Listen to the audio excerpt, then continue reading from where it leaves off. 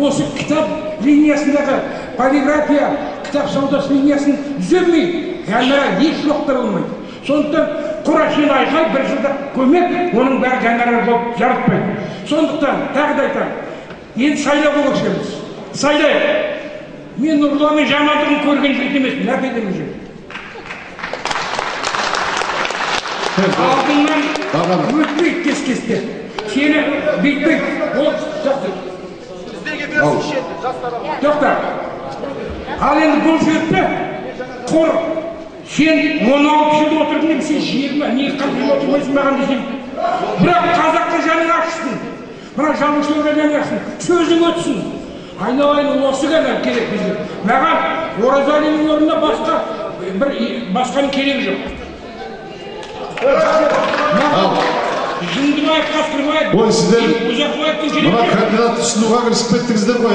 Сондықтан сайлау деген сөз шынында жаңа жігіттер дұрыс айтып отыр. Бұл мына жерде отырған төреға бұл ауырай алам деп отқан емес. Қазақтың имандылығы үшін, қазақтың қара шаңырағы үшін кешегі аруақтардың жасап беріп өткен орнын сақтап қалу үшін отыр. Әйтпесе біз бар ғой, көңілсіз қаламыз кейде. Көңілсіз қалып жүргендерді көріп отырмыз. Байқайсыздар ма? Сондықтан мына жерде үйім бар деп өтіңдер, ана жерде именіп өтіңдер, именіп кіріңдер, именіп шығыңдар. Кеуде қағып бір халыққа адал бір қызмет етпеген бір перілер қазір ақыл айтатын болды. Не деген сұмдық бұл? Мен білдім, мысалы, Оразалинді мен өткенде пленумда айтып, осыған тиіспеңдер, бұның қолда түкте жоқтыр. Мені көрінген газетке жаздыр осында. Не деген сұмдық ол? Оразалин халық жау ма, не білесіңдер?